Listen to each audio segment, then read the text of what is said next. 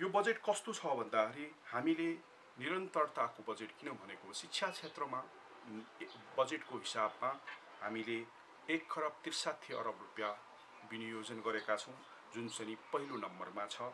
दोस्रो चाहिँमा तपाईको चाहिँ यो पुनरुत्थानको छ जसमा हामी 1,50 खरब रुपियाँको चाहिँ रकम राखेका छौँ र तेस्रोमा चाहिँ तपाईको भौतिक पूर्वाधार र चौथोमा चाहिँ पर्यटन पूर्वाधार। यसलाई मिसाउने हो भने यो तेस्रो ठुलो मात्रामा पूर्वाधारमै हाम्रो चाहिँ रहेको पाइन्छ र त्यसपछि गएर पाँचौँमा चाहिँ स्वास्थ्य क्षेत्र रहेको छ र त्यसपछि गएर तपाईको छैठौँमा सामाजिक सुरक्षा, खानेपानी सातौँमा, कृषि क्षेत्र त आठौँमा रहेको हामी पाउन सक्छौँ र यसले गर्दाखेरि हामीले उत्पादन क्षेत्रलाई हामीले सामाजिक र मौलिक अधिकारका कुराहरूलाई बढी जोड दिएर बजेट विनियोजन गरेको जस्तो देखिन्छ र साथमा सङ्कटलाई पनि सम्बोधन गर्ने प्रयास गरेको छ तर कृषि क्षेत्रलाई उपेक्षा गरेको पाइन्छ जुन चाहिँ यो अहिले सङ्कटको घडीमा ठुलो आधारको रूपमा हामी पाउन सक्छौँ।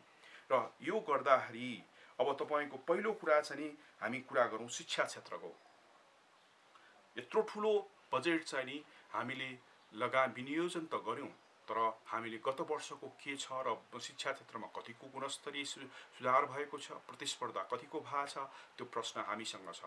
एकातिर दुईवटा भागको हाम्रो शिक्षा क्षेत्र छ। एउटा उच्च शिक्षाको छ, दोस्रो चाहिँ हाम्रो प्राथमिक शिक्षा या शिक्षा अधिकारको रूपमा हामीले ल्याएका छौँ। त्यसमा प्रश्न नगरौँ, कतिको प्रभावकारिता छ अझै पनि प्रश्न चिन्ह छ जुन एटेन्डेन्स, तर हामी प्रगति गर्दै आइरहेका छौँ। तर उच्च शिक्षाको विषयमा हामीले राज्यलाई कति चाहिन्छ, के चाहिन्छ र साथमा बजारमा कस्तो चाहिन्छ, अन्तर्राष्ट्रिय रूपमा कस्तो चाहिन्छ भन्ने कुरा त्यसको थितिविधि गराएका छौँ। गुणस्तर कतिको छ, प्रतिस्पर्धी र सक्षम कतिको छ त्यो पनि हामीले गरेको हामी पाउँदैनौँ। तर त्यही अनुसार त्यो केही पनि नगरिकन हामीले त्यसलाई चाहिँ के गरेका छौँ भन्दाखेरि एकदमै केही पनि होलिस्टिक एप्रोचबाट हामीले बजेट चाहिँ विनियोजन गरेका छौँ जसको परिणाम चाहिँ अहिले तपाईँले हेर्नुभयो भने सडकमा ढुङ्गा हिर्काउने मात्रै र बेरोजगार हुने मात्रै देखिएको अवस्था छ। त्यसले गर्दाखेरि यो बजेट सुधारमुखी श्रम बजारसँग जोडेर हाम्रो चाहिँ शिक्षालाई जोडेको पाइँदैन, त्यसमा पनि सुधार गरेको देखिँदैन। राज्यलाई के चाहिन्छ त्यो अनुसारको शिक्षा पनि तयारी गरेको देखिँदैन र युनिभर्सिटीलाई त्यो हिसाबमा लिएर जान खोजेको देखिँदैन। हामी एकातिर मात्रै गइरहेछौँ, पूर्वाधार विकास र तपाईँको युनिभर्सिटी बढाउने त्यो आवश्यक छ कि छैन र त्यसले चाहिँ उत्पादकत्व र परिणाम दिएको छ कि छैन भन्ने प्रश्न हामीले चाहिँ सोचेको र त्यसको चाहिँ अनुगमन र अध्ययन गरिरहेको अवस्था तथ्यगत रूपमा गरेको पाइँदैन। जसको चाहिँ हामीले जसले चाहिँ हाम्रो बजेट जसले हामीले प्रथम चाहिँ प्राथमिकता दिएका छौँ त्यो चाहिँ मानव संसाधन विकासमा त्यसको योगदान अप्रत्यक्ष प्रत्यक्ष होला, तर जति हामीले आशा गरेको परिणाम छ त्यो ननिस्कने सम्भावना ज्यादा छ। त्यसले गर्दाखेरि यो बजेट कतिको प्रभावकारी हुन्छ शिक्षा क्षेत्रमा अहिले देखिरहेको अवस्था छैन। हाम्रो शिक्षाले कि त बाहिर पठाएको छ कि तपाईँको चाहिँ बेरोजगार बनाएको छ कि सडकमा ल्याएको छ, त्यो बाहेक राजनीतिमा ल्याएको छ। अरू त्योभन्दा पृथक रूपमा यसले हाम्रो ज्ञान सिर्जना गरेर गुणस्तरीय गरेर नेपाललाई पनि विश्व मञ्च र शिक्षा क्षेत्रमा प्रतिस्पर्धी श्रम बजारमा प्रतिस्पर्धी बनाएको पाइँदैन। हाम्रा श्रमिकहरू जुन विदेशमा गएका छन् प्राय जस्तो चाहिँ स्किल लेबर या सिपको आधारमा गएको पाइन्छ, जसले गर्दाखेरि हामीले सोच्नुपर्ने छ त्यो सोचाइ यसमा देखिएको छ कतिको प्रभावकारी हुन्छ कि हुँदैन भन्ने छ। यसमा फेरि तपाईँको चाहिँ राजनीतिक कार्यक्रमहरू धेरै छन्। राष्ट्रपति छात्रवृत्ति कार्यक्रम जुन चाहिँ भोलि गएर औचित्य हुँदैन, त्यसले गर्दाखेरि शिक्षा क्षेत्रलाई हामीले सुधार गर्नुपर्ने आवश्यकता देखिन्छ जसलाई उत्पादनसँग र राज्यसँग जोड्नुपर्ने देखिन्छ। त्यो गरेनौँ भने यो बजेट परिणाममुखी हुनेवाला देखिँदैन। र यदि हामीले भौतिक पूर्वाधार र पर्यटन पूर्वाधारलाई हेर्ने हो भने यो क्षेत्र साह्रै महत्त्वपूर्ण छ। हाम्रो चाहिँ प्रधानमन्त्रीज्यू एकदमै दिवा स्वप्न हेर्ने र धेरै कुरा पानी जहाज कोर्ने, विद्युत रेलको कुरा, यो चिजहरू यसमा पनि छ। र यो सङ्कटको घडीमा हामीले गत वर्ष पनि यसलाई लागू गर्न सकेनौँ या अहिले पनि बजेट राख्दाखेरि कतिको जायज छ या कतिको के हुन्छ भन्ने कुरा महत्त्वपूर्ण छ। हामी सङ्कटको घडीमा सपना हेर्न सक्दैनौँ, सङ्कटको घडीमा अवसर लिन सक्दैनौँ, सङ्कटको घडीमा सामान्य अवस्था चाहिँ सिर्जना छ भनेर सोध्दैन। यी मध्यम र दीर्घकालीन कार्यक्रमहरू यसमा करिब करिब 40 देखि 50% राखेको पाइन्छ, जुन चाहिँ नि कार्यान्वयन हुन गाह्रो छ, जसको लागि स्रोत र साधन अहिलेको सङ्कुचन भएको अवस्थामा र बजेट घाटामा र आन्तरिक र बाहिरी ऋणमा निर्भर हुनुपर्ने अवस्थामा यो कसरी सम्भव हुन्छ भन्ने प्रश्न महत्त्वपूर्ण छ। गत वर्ष पनि सकेन, अघिल्लो वर्ष पनि सकेन, यो वर्ष पनि सक्ने अवस्था छैन, जुन चाहिँ नि हाम्रो उद्देश्य र प्राथमिकतासँग मिसिएको छैन। त्यसले गर्दाखेरि यो एकदमै चाहिँ नि हाम्रो परिणाम दिने यो कार्यक्रमको रूपमा यो क्षेत्रमा ल्याएको पाइँदैन। त्यसले गर्दाखेरि यो अब आउने बजेटमा हामीले सोच्नु जरुरी छ। यसको नोक्सानी हामीले यसले सपना चाहिँ देखाउँछ, जनतालाई चाहिँ त भ्रमित पार्न सक्छ, तर कार्यान्वयन हुन सक्दैन, कार्यान्वयन हुन सक्ने अवस्था सिर्जना भएको छैन। र त्यसपछि त्यस्तै गरेर तपाईँको चाहिँ नि कृषि क्षेत्रको र ऊर्जा क्षेत्रको कुरा गर्दाखेरि विश्व ग्रिन इकोनोमीमा गइरहेको छ।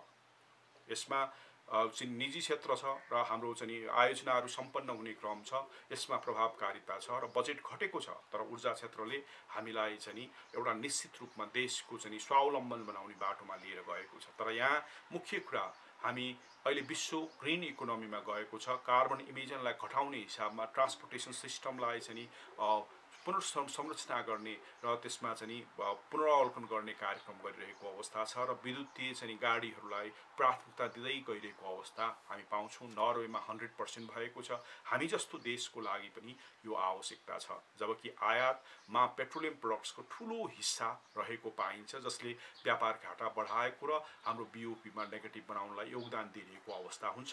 तर हामी अहिले के गर्दैछौँ, यस्तो सङ्कटको घडीमा पनि हामी त्यसलाई स्रोत र साधन त्यसलाई नियन्त्रण गर्ने हिसाबमा राजस्व कर बढाएका छौँ। 10% भएकोलाई 80% पुर्याएका छौँ। हेर्नुहोस्, त्यो भनेको हामी जुन बाटोमा विश्व गइरहेको छ त्यो बाटोलाई हामी रोक्न खोजिरहेका छौँ। हामी चाहिरहेका छौँ हामी परनिर्भरतामै अर्थतन्त्रलाई चाहिँ राखौँ भन्ने लाइनमा या तुलनात्मक लाभ होला त्यसमै जान खोजिरहेको जस्तो देखिन्छ। जबकि हामी ऊर्जा उत्पादन गर्छौँ, स्वावलम्बन बन्नुपर्छ भनेर नीति ल्याइरहेका छौँ।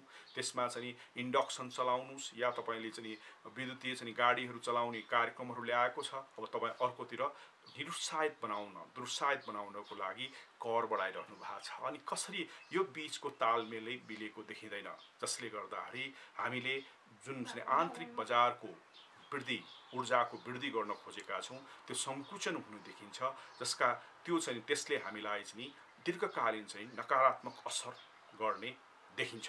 र त्यसको लागि चाहिँ हामीले समयमै सोच्नु देखिन्छ। किन भन्दाखेरि अबको समय भनेको तपाईँको चाहिँ नवीनतम ऊर्जाकै बाटो हो र त्यसले नै नेपाललाई स्वावलम्बन बनाउँछ र परनिर्भरताबाट मुक्त गराउने बाटो तय गर्न सक्छ।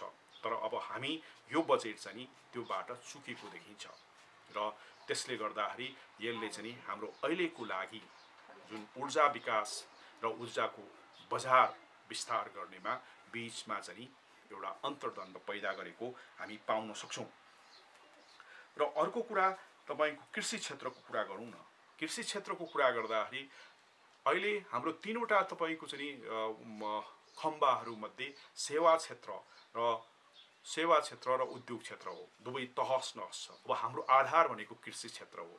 तर अहिलेको आवश्यकता हामीले रोजगारी ठुलो मात्रामा सिर्जना गर्न, बृहत रूपमा सिर्जना गर्नको लागि हामीले कृषिलाई विस्तार गर्नुपर्ने एउटा बाटो छ। दोस्रो, उत्पादन बढाएर हामी चाहिँ आन्तरिक चाहिँ बजारलाई स्वावलम्बन बनाउने र हाम्रो चाहिँ फुड सफिसियन्सीमा जान सक्नुपर्ने, खाद्य सुरक्षामा लक्ष्य त उद्देश्य त राखेका छौँ, प्राथमिक पनि दिएका छौँ। त्यो बाटोमा जानुपर्ने चिजलाई पहिलो कुरा बजेटको हिसाबमा एकदमै हेला गरेको देखिन्छ, जहाँ चाहिँ 2.8% मात्रै बजेट छुट्याएको छ।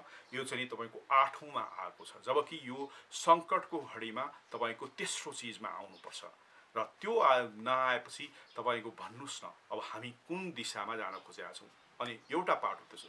दोस्रो पाटो तपाईँको राज्य संयन्त्रले जुन चाहिँ कृषि आधुनिकीकरण कार्यक्रम राखेको छ, जुन राजनीतिक छ, कृषिमा ससाना चाहिँ तपाईँको समस्याहरू छ जसलाई हामीले सम्बोधन गर्ने प्रयास गरिरहेका छौँ। त्यो सम्बोधनलाई चाहिँ हामी राजनीतिक सम्बोधन प्रयास गर्छौँ, त्यो सम्भवै छैन। गत वर्ष पनि त्यो लागू भएन, त्यो पैसा लगेर दुरुपयोग भएको छ, स्वरोजगारको पैसाहरू, यो सबै चिजहरू हाम्रोमा छ। तर यो वर्षमा पनि निरन्तर गरेका छौँ। हाम्रो कृषकको चाहिँ समस्या भनेको पानी, बिउ, मल, 3वटा चिज र बजार, 4वटा चिजको समस्या छ। र त्यो चिजको लागि हामी सम्बोधन गरिरहेका छौँ। हामी अनुदान दिइरहेका छौँ, तर अनुदान तपाईँले गत वर्षको चाहिँ प्रतिवेदनहरूलाई हेर्नुभयो भने 6 अरब रुपियाँ अनुदान बिचौलियाले खाएको, कृषकसम्म नपुगेको अवस्था छ। पहिलो प्रश्न, कृषकको त्यो पहिचान हुनु जरुरी छ। त्यसपछि दोस्रो, कृषकको पहिचान भइसकेपछि त्यसलाई तपाईँको चाहिँ रोस्टर बनाउनु जरुरी छ। तेस्रो कुरा, त्यसपछि मात्रै तपाईँले सम्बोधन गर्न र जग्गाको वर्गीकरण गर्न। यसमा चाहिँ कुरा गरेको छ, वर्गीकरण र भूमि बैंकको जुन कुरा गत वर्ष पनि थियो, लागू भएको थिएन, जुन चाहिँ अति आवश्यक थियो। त्यसले गर्दाखेरि यो 3वटा चिज। र अर्को कुरा चाहिँ मल र बिउ बिजनमा यसमा कर बढाएको छ। अब भन्नुहोस् न, तपाईँ कृषि विकास गर्न चाहनुहुन्छ जसलाई आवश्यक पर्ने, एकातिर अनुदान दिनुहुन्छ, अर्कोतिर तपाईँ कर बढाउनुहुन्छ, र त्यसले यसको तालमेल बसेको जस्तो लाग्दैन। अर्थ मन्त्रालय र कृषि चाहिँ मन्त्रालयको बीचको चाहिँ तालमेल नभएको जस्तो देखिन्छ। यसले कार्यान्वयन पक्षमा ठुलो सङ्कट आउँछ र हामीलाई परिणाम दिँदैन। र कृषिमा जुन चाहिँ हामीले मनसुनको आधारमा चाहिँ कृषि गरिरहेका छौँ, त्यसले थेगेको अर्थतन्त्रलाई र करिब 76% मान्छेको जीविकोपार्जन र हाम्रो 50% उत्पादनमा, 28% कुल ग्राहस्थमा, 50% चाहिँ एक्सपोर्टमा योगदान गरिरहेको क्षेत्रलाई हामीले यसरी चाहिँ हेला गर्दाखेरि कसरी यो अहिले सङ्कटको घडीमा हामीले यसले चाहिँ रोजगारी, उत्पादन र चाहिँ बढाएर हाम्रो अर्थतन्त्रलाई जोगाउने र संरक्षण गर्ने काम गर्छ, र यो गर्न सक्ने अवस्था छैन। त्यसले गर्दाखेरि यो बजेटले चाहिँ हाम्रो अगाडि जाने बाटोलाई एकदमै हेलचक्राइ गरेको हामी पाउन सक्छौँ, जसले गर्दाखेरि अब हामीले सोच्नुपर्ने देखिन्छ। अर्को कुरा, पर्यटन पूर्वाधार। अहिलेको अवस्थामा पर्यटन क्षेत्र नै तहस नहस भएको अवस्थामा जुन चाहिँ हामीले 4औंमा राखेका छौँ, 1 खरब 26 अरब रुपियाँ तपाईँको लगानी गरेका छौँ। हेर्नुहोस् त, जहाँ चाहिन्छ त्यो पैसा तपाईँको कोषमा राखेर उनीहरूलाई चाहिँ पर्यटन क्षेत्रको सञ्चालन हुनु पर्यो। अहिले यो वर्ष तपाईँको सञ्चालन हुन सक्ने अवस्था छैन, तपाईँ पूर्वाधार बनाउन सक्ने अवस्था छैन। शहीद पार्क बनाएर पर्यटन चाहिँ तपाईँको प्रवर्तन हुन्छ र भने भावनात्मक राजनीतिक कार्यक्रमहरू राखेर, यो कार्यक्रम भनेको कार्यान्वयन नहुने कार्यक्रमहरूमा पर्दछ, र जुन चाहिँ कार्यान्वयन हुन सक्ने अवस्था छैन। जुन चाहिँ हामीले पूर्वाधारमा विद्युत, यो मध्यमवर्गीय दीर्घकालीन छ, यो वर्षमा चाहिँ सम्भव नभएको चिजहरू छ। यसमा पनि धेरै छ जसले हामीलाई परिणाम दिने र साथमा चाहिँ एउटा आर्थिक वातावरण दिने, र यो काम चाहिँ गर्न कमै हुन्छ भयो भने पनि राजनीतिक रूपमा मात्रै कार्यकर्तालाई पोस्ने चिज मात्रै र दुरुपयोग हुने सम्भावना हुन्छ। र शहरी विकासको यदि कुरा गर्दाखेरि यसमा पनि करिब तपाईँको 37 अरब 80 राखेको पाइन्छ, र तपाईँले यसमा हेर्नुभयो भने यसमा स्मार्ट सिटीकै कुरा छ, त्यो पनि काठमाडौँमा। गत वर्ष पनि कुरा गर्नुभयो र त्यो सम्भव भएन। पहिलो कुरा त हामीलाई माग के छ, हाम्रो स्रोत र साधन के छ, हाम्रो आवश्यकता के छ, त्यो चाहिँ एकदमै बुझ्नु जरुरी छ। एकातिर हामी सङ्कटग्रस्त छौँ र अर्कोतिर तपाईँ चाहिँ के कुरा गर्दैन, स्मार्ट सिटीको सपना देखाउँदै हुनुहुन्छ। र काठमाडौँमा जग्गा कहाँ छ, काठमाडौँमा किन आवश्यकता, हामी सङ्घीयतामा गइरहेका छौँ, विकेन्द्रीकरणमा गइरहेका छौँ। हामी त जुन जुन ठाउँमा प्रान्तीय सरकार छ त्यहाँ तपाईँको व्यवस्थित बजार, व्यवस्थित चाहिँ तपाईँको बस्तीहरू निर्माण गर्नुपर्ने, नगरपालिकाका चाहिँ केन्द्रहरूमा त्यो पनि आवश्यकता। विकास त गाउँमा पुर्याउने हो नि त, विकास काठमाडौँमा चाहिँ थुनेर राख्ने होइन नि त।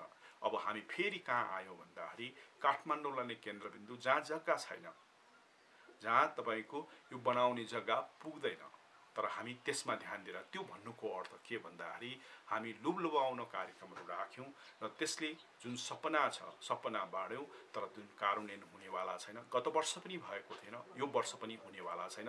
सङ्कटको घडीमा अवसर या तपाईँको सामान्यकरण एकदमै कम मात्रामा हुन्छ र यस्ता कार्यक्रमहरू यो धेरैवटा चिज चाहिँ नि यहाँ हाम्रो चाहिँ नि यो बजेट विनियोजनमा पाउन सक्छौँ, जुन यो बजेटको साह्रै ठुलो चुनौतीको रूपमा रहेको छ।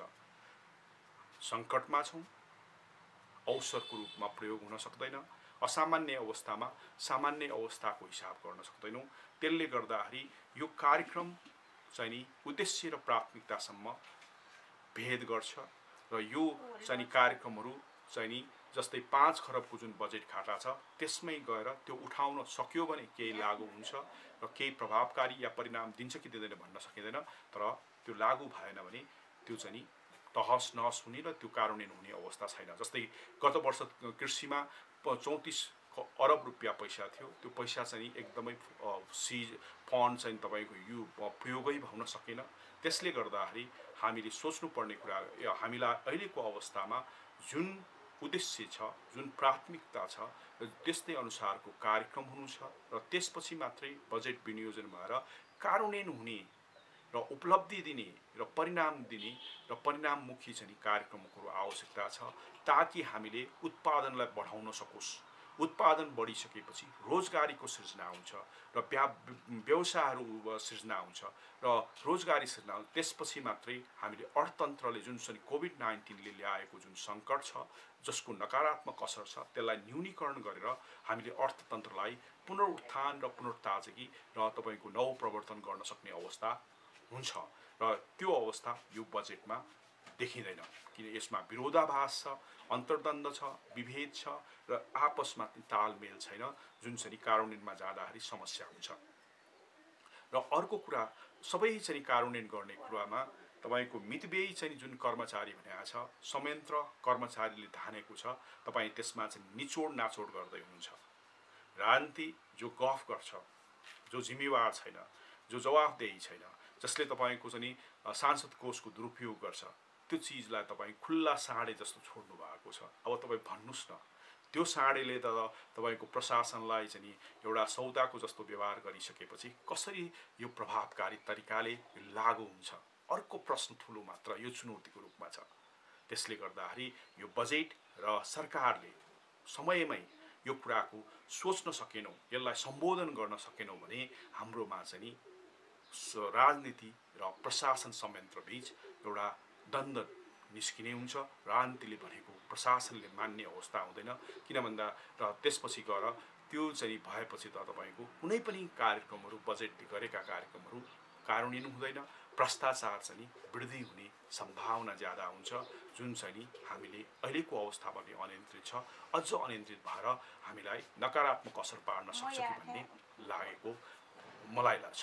त्यसले गर्दाखेरि यो मितव्ययिता जुन छ, राजनीतिमा हुनुपर्ने राजनीतिक सुधार, आर्थिक सुधार, सामाजिक सुधार गरेर हामीले गर्नुपर्नेमा यो बजेट एकदमै मौन देखिन्छ, जसले गर्दाखेरि यो कोभिड-19ले ल्याएको जुन नेपालको अर्थतन्त्रको सङ्कटलाई नबढाओस्, तर यसले नबढाउने देखिरहेको छैन।